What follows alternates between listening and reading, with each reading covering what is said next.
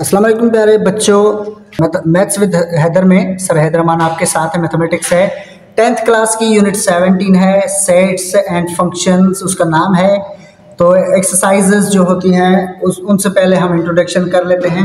ये जो set and functions का चैप्टर है इसका इंट्रोडक्शन सबसे पहले कि भाई आपसे बेटा कोई भी पूछे भाई सेट है क्या, तो आप उनको सिर्फ आप ये कहेंगे भाई collection of objects, collection of objects.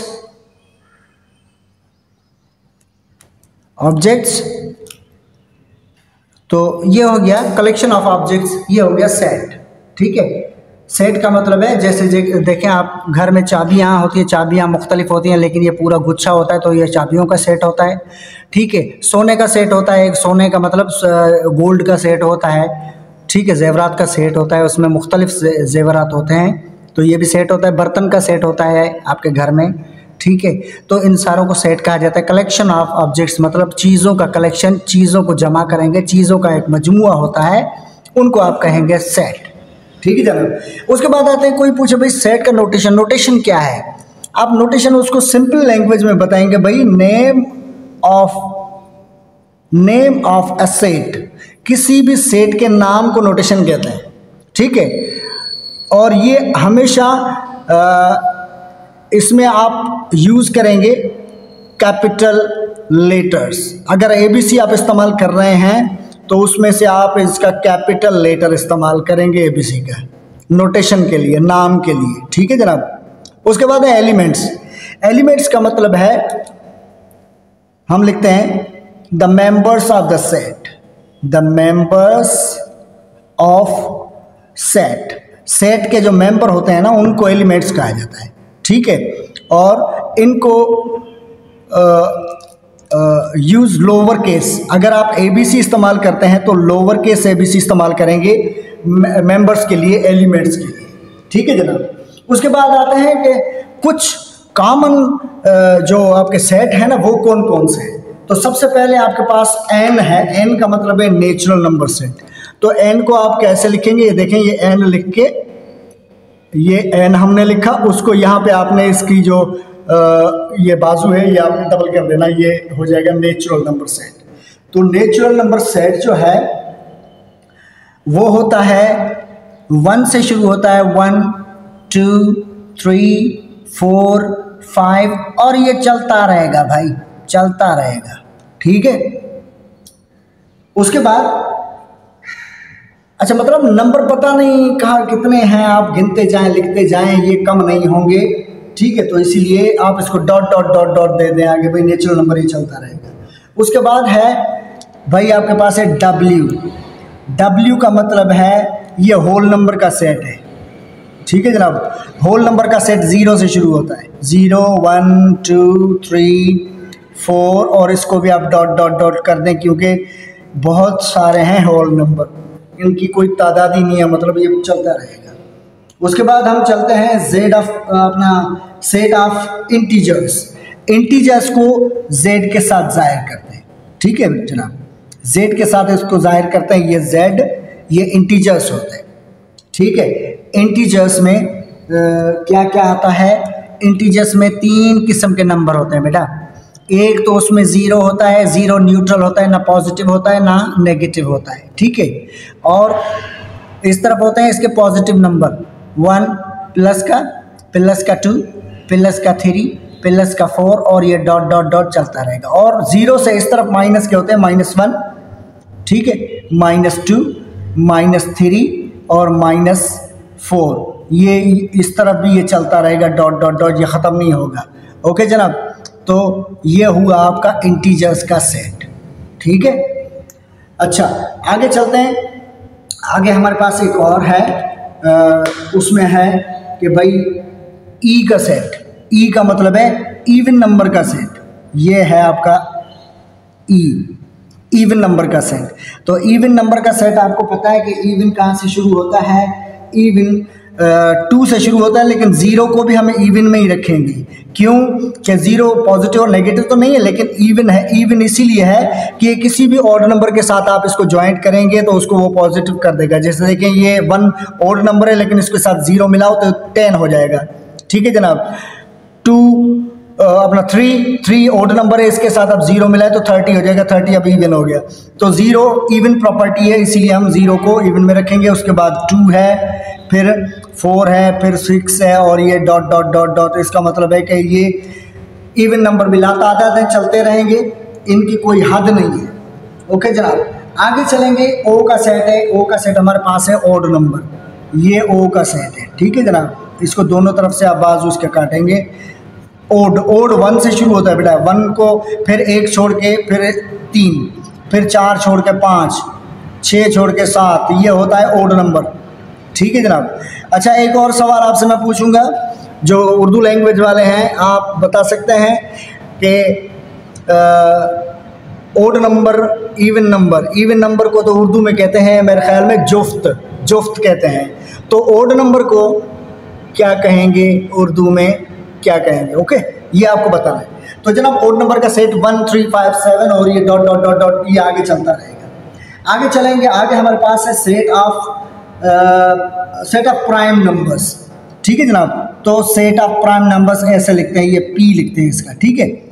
तो प्राइम नंबर कौन से होते हैं ये मैं पहले आपको बता दूं कि बेटा प्राइम नंबर वो होते हैं जिन पे सिर्फ खुद का टेबल लगता है, कोई और टेबल, कोई और पहाड़ा उन पे नहीं लगता, उनको प्राइम कहते हैं। जैसे आप देखें भाई 1 है, ठीक है, 1 पे सिर्फ 1 का ही टेबल लगता है और कोई नहीं लगता। 2 है, 2 पे सिर्फ 2 का ही टेबल लगता है और कोई नहीं लगता। 3 पे 3 का टेबल ही लगेगा और कोई नहीं लगेगा। उसके बाद 4 नहीं, अब 5 आएगा। 5 पे कोई भी टेबल 5 के सिवा नहीं लगता। ठीक है। और 7 है, 7 पे भी 7 के सिवाय कोई भी टेबल नहीं लगता। अब लिखेंगे आप डॉट डॉट डॉट डॉट, ये बहुत सारे हैं, अगर आप ढूंढोगे बैठ के तो पता नहीं कितने। ठीक है। अच्छा, तो जिसमें सिर्फ खुद का टेबल लगे। अच्छा, कुछ हजरात कहते हैं सही 1 का टेबल लग रहा है, तो बेटा 1 का कोई टेबल नहीं होता। 1 जो है ना, वो होती है मल्टीप्लिकेटिव आइडेंटिटी। मल्टीप्लिकेटिव आइडेंटिटी किसको कहते हैं ये आप जहन में रखें। Multiplicative identity. ठीक है। अब मल्टीप्लिकेटिव आइडेंटिटी का मतलब है ऐसी फिगर जिसको हम किसी नंबर के साथ मल्टीप्लाई करें तो उस पर कोई भी फर्क ना डाले, उसको कहते हैं मल्टीप्लिकेटिव आइडेंटिटी। जैसे 1 है, ठीक है, सॉरी, जैसे 7 है, 7 को आप 1 के साथ मल्टीप्लाई करें तो जवाब क्या आएगा? 7 ही आएगा ना। ठीक है। इसी तरीके से 11 को आप 1 के साथ मल्टीप्लाई करें तो जवाब 11 ही आएगा। मतलब क्या फर्क डाला इसने? कोई नहीं ना। तो 1 जो है वो मल्टीप्लिकेटिव आइडेंटिटी है। ठीक है। तो ये पहाड़े में हम इसको शामिल नहीं करेंगे, टेबल में शामिल नहीं करेंगे। ठीक है। तो ये हो गया। तो 1 को आप टेबल से निकाल दें, बाकी 2 है तो 2 पे 2 का टेबल लगता है। हाँ, 1 पे 1 का लगेगा, 1 पे 2 3 ये कोई नहीं लगेगा। 2 पे सिर्फ 2 लगेगा, 3 पे सिर्फ 3 लगेगा। ओके जनाब।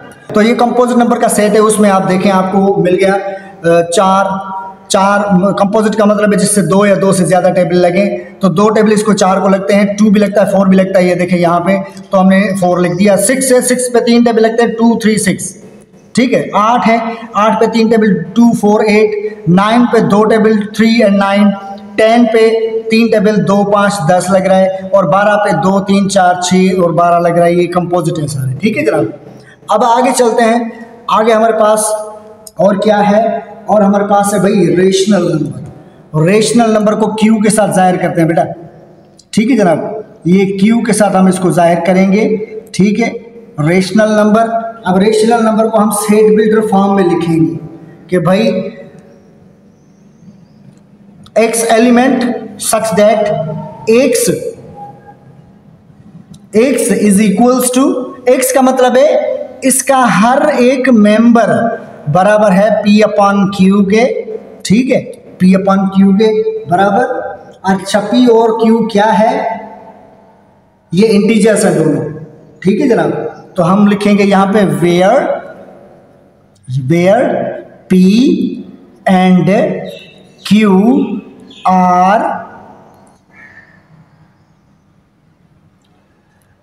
आर या यहाँ पे आप निशानी लगा दें बिलोंग्स विथ या बिलोंग्स टू z, और z को इंटीजर्स कहते हैं, इंटीजर्स से ताल्लुक रखते हैं। And q is not equal to 0, और इसका मतलब है कि q कभी भी 0 के बराबर नहीं होगा। ठीक है, मतलब डिनोमिनेटर कभी भी 0 के बराबर नहीं होगा। अब आगे चलते हैं जनाब, इरेशनल नंबर। इरेशनल को हम क्यू के साथ जाहिर करते हैं, लेकिन ऊपर से कट देते हैं। ठीक है, उसका भी हम वही स्टेटमेंट लिखेंगे जो हमने रेशनल का लिखा था, लेकिन थोड़ा इसमें फर्क है।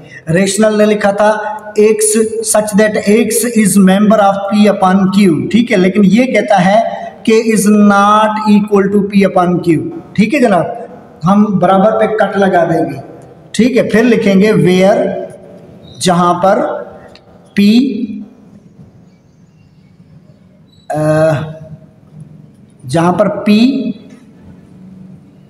And q belongs to z real number and q is not equal to 0। ये होता है रेशनल नंबर। ठीक है जनाब। अच्छा, रेशनल में क्या क्या चीजें आती हैं देख लें भाई। रेशनल में हर वो फिगर जो कंप्लीट होगी उसको आप रेशनल में लेंगे, जैसे 5। ठीक है, या फ्रैक्शन में चले जाए 1/2, 3/4, या रेडिकल में कोई भी फिगर हो जैसे 16। तो इसका स्क्वायर रूट निकल रहा है, इसीलिए हम इसको रेशनल में रखेंगे। इसका स्क्वायर रूट 4 निकल रहा है ना, तो 4 रेशनल है, तो रेशनल है। ठीक है, लेकिन जब आप इरेशनल में आएंगे तो इरेशनल ऐसे नहीं है। इरेशनल में क्या होगा वो मैं आपको समझाता हूँ। इरेशनल में वो फिगर्स आती हैं जैसे पाए है।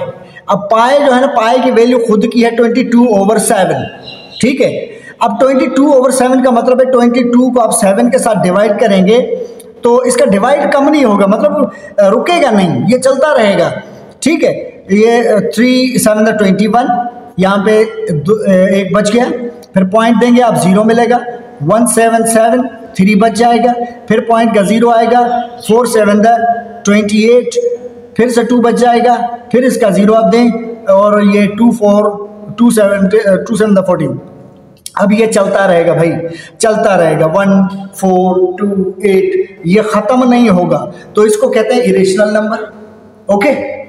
अच्छा, दूसरा 1/3 है, सॉरी 1/रेडिकल 3 है। अगर रेडिकल में कोई चीज़ है तो ये भी आपका इरेशनल, लेकिन वो रेडिकल जिसका स्क्वायर रूट ना निकले। जैसे आप रेडिकल 3 देखें, स्क्वायर रूट 3 का नहीं निकलता है, स्क्वायर रूट निकलेगा एक 1 का निकलेगा, स्क्वायर रूट 1 नहीं निकलेगा, उसके बाद 4 का निकलेगा, 2 निकलेगा। ओके, तो 1 के बाद 2 है और 3 है, इनका स्क्वायर रूट नहीं होता है, तो ये इरेशनल में जाएंगे, इरेशनल में। ओके जनाब। इसी हिसाब से रेशनल ये फिगर होती है और इरेशनल ये फिगर। इरेशनल में स्क्वायर रूट भी नहीं निकलता और वो उसकी डिवाइड जो है ना वो कहीं पे रुकती नहीं है। ओके जनाब, तो ये था हमारे पास इनका थोड़ा इंट्रोडक्शन। ठीक है। अच्छा, उसके बाद हम आते हैं सेट्स के अक़साम। ठीक है, टाइप्स ऑफ सेट्स पे आते हैं। सेट्स के टाइप्स कौन कौन से होते हैं ये मैं आपको क्लियर करवा दूं। टाइप्स में टाइप्स ऑफ सेट्स, सेट्स के टाइप कितने हैं।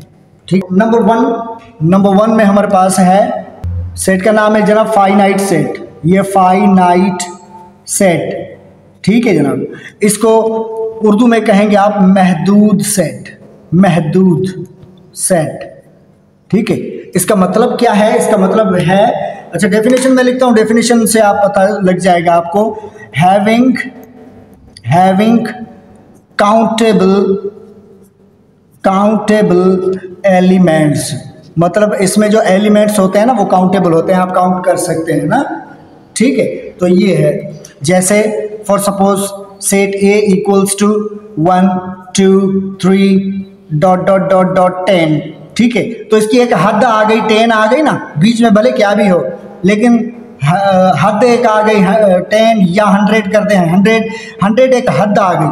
ठीक है, तो मतलब ये काउंटेबल है, इसको हम 100 तक तो काउंट कर सकते हैं, ठीक है। ये है फाइनाइट सेट। उसके बाद नंबर 2 है फाइनाइट, हमने लिख दिया। अब है इनफाइनाइट सेट, इनफाइनाइट सेट, ठीक है जनाब। इसको कहते हैं लामहदूद, ठीक है जनाब। लामहदूद का मतलब है हैविंग अनलिमिटेड या अनकाउंटेबल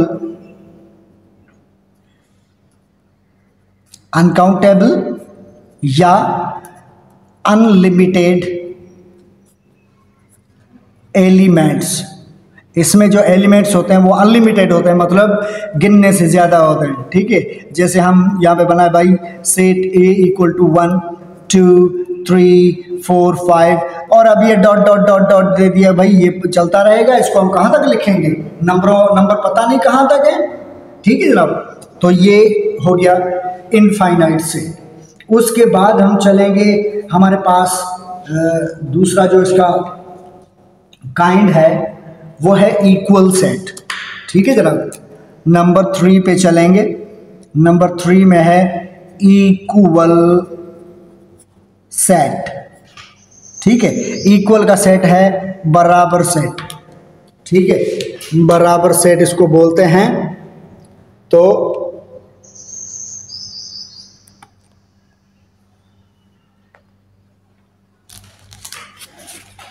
ठीक है जनाब, बराबर सेट, इसको हम क्या लिखेंगे, हम इसकी डेफिनेशन में लिखेंगे 2 सेट्स हैं, 2 सेट्स कौन कौन से, ए एंड बी, मतलब 2 सेट हैं ए और B of same order, same order वाले आर कॉल्ड, उनको कहा जाता है इक्वल सेट्स, उनको इक्वल सेट कहा जाता है, ठीक है।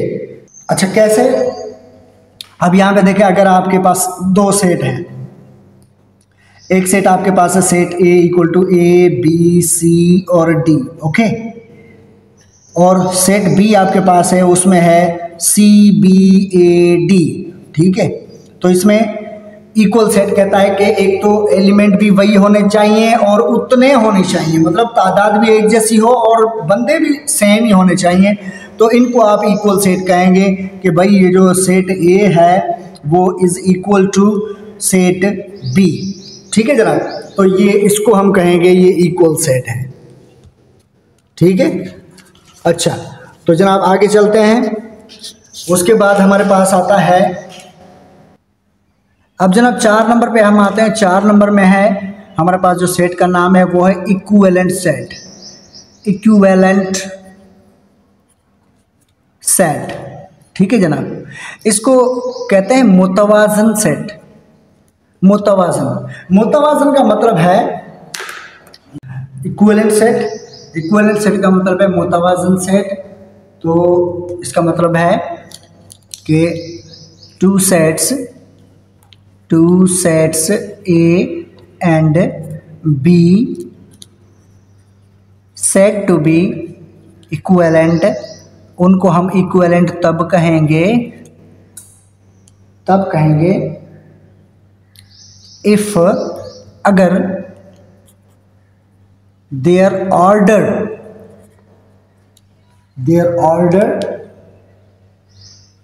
ऑर्डर्स आर इक्वल, ठीक है जनाब। मतलब इनका ऑर्डर एक जैसा होना चाहिए, ठीक है। ऑर्डर में आता है कि मतलब इसका तवाज़ुन, मुतवाज़िन या वज़न एक जैसा होना चाहिए, ठीक है। अगर मेंबर कोई और हैं तो इससे कोई फ़र्क नहीं पड़ता। जैसे आप यहाँ पे देख सकते हैं कि भाई मैं यहाँ पे सेट ए लिख रहा हूँ, set A equal to A B C D, ठीक है जनाब। और सेट बी में मैं लिख रहा हूँ 1 2 3 and 4।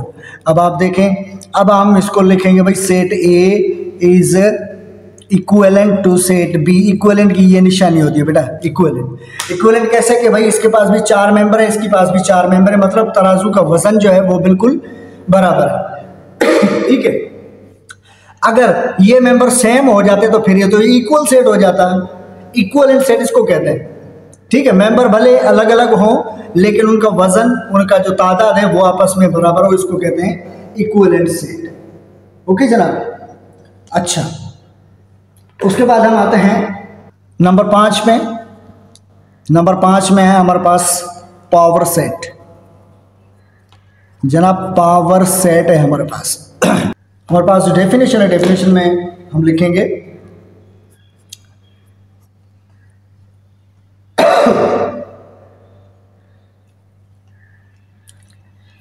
the set of all the subsets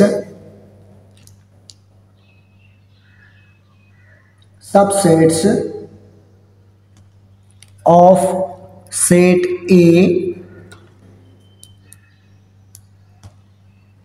is called power set। ठीक है जनाब। एग्जाम्पल में हम लिखते हैं, ये देखिए सेट ए में लिख रहा हूँ और सेट ए में मेंबर में दे रहा हूँ भाई 1 2 and 3। ठीक है जनाब। अब ये 3 हो गए। अब ये कहता है कि सेट ऑफ ऑल सबसेट, सब का मतलब है छोटे छोटे सेट। ए के छोटे छोटे सेट बनाए तो कितने बनेंगे?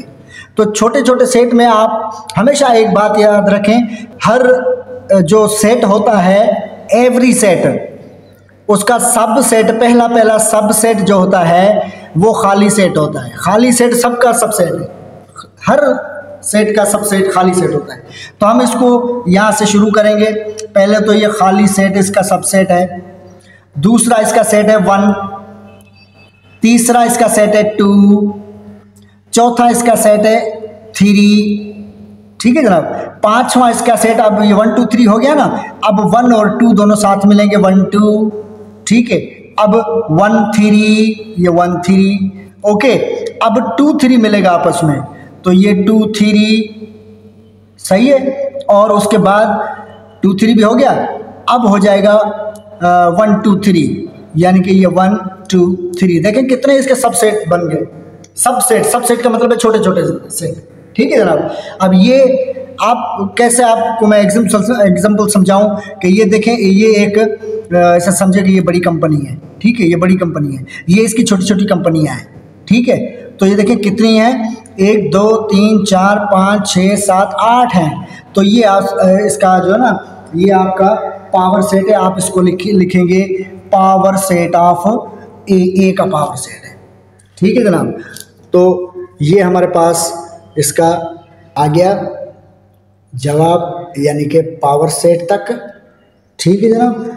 आगे हमारे पास क्या है, उसके बाद है यूनिवर्सल सेट। जनाब नंबर 6 में हम आएंगे।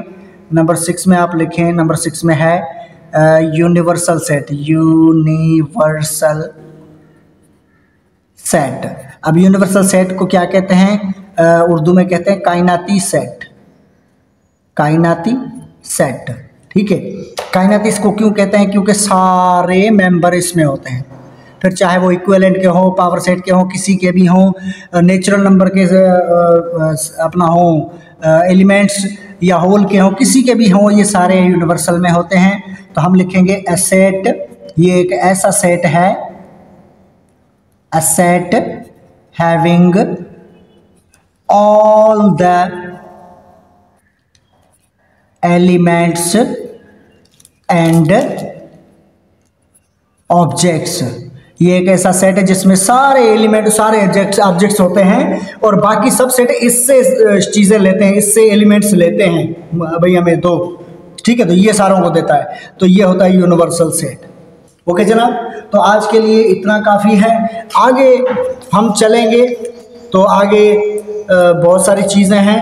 कल से हम इसकी एक्सरसाइज पे बाकायदा चलेंगे, एक्सरसाइज 7.1 पे हम चलेंगे।